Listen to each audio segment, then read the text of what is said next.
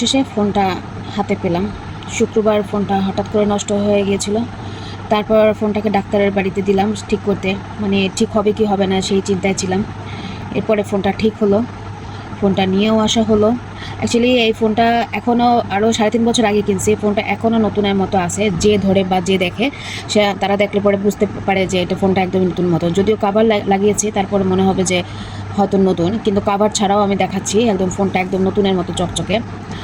এই যে ফোনের কেচিং খুলে ফেলছি, মানে কাভার খুলে ফেলছি পিছনের, যে দেখেন এখন পর্যন্ত নতুনের মতো চকচক। আমি যদি এখনও বিক্রি করতে যাই তারপরেও মনে হয় আমি ভালো দামে আমি বিক্রি করতে পারবো এটা। কিন্তু বিষয় হলো মানুষ যখন শুনবে 3.5 বছর ইউজ করছি, তখন এটা সেই দাম আর দিতে চাইবে না। আসলে বিষয় হলো কি, আমি যে কোনো জিনিস ইউজ করি খুব যত্ন করে ইউজ করি। আর এই যে ফোনটা আমি কিনছি প্রায় 34,000 টাকা দিয়ে কিনছি। 34,000 টাকা দিয়ে, অনেকে বলতেছে 34,000 টাকা দিয়ে কিনছো, 34 মাস ইউজ করছো তাতেই হয়ে গেছে। কিন্তু না, আমি 34 মাসের জায়গায় আমি 42 মাস পর্যন্ত আমি এটা ইউজ করছি। তো 42 মাস ইউজ করা হয়েছে। আমি আরও 3 বছর এটাকে ব্যবহার করতে চাই। কারণ এই ফোনের যে অবস্থা, কারণ কোনো স্ক্র্যাচ পড়েনি, দাগ পড়েনি, কিছু হয়নি, এত যত্ন করে ব্যবহার করছি। তাহলে এই ফোনটাকে আমি কিভাবে ছেড়ে দিই? শুধুমাত্র একবার ক্যামেরা নষ্ট হয়ে গিয়েছিলো, পূজাতে যখন গিয়েছিলাম তখন ক্যামেরা নষ্ট হয়ে গেছিলো, কিন্তু এখন ক্যামেরা ঠিক আছে।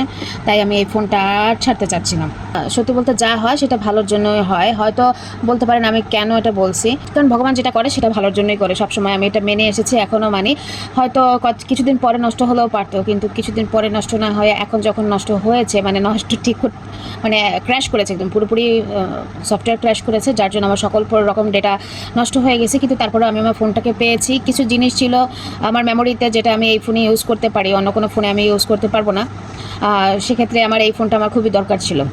আপনারাই বলেন, আমার ফোনটা কি ছাড়া উচিত? এখনও যে সুন্দর চকচকা ঝকঝকা ফকফকা, ছাড়া কি উচিত?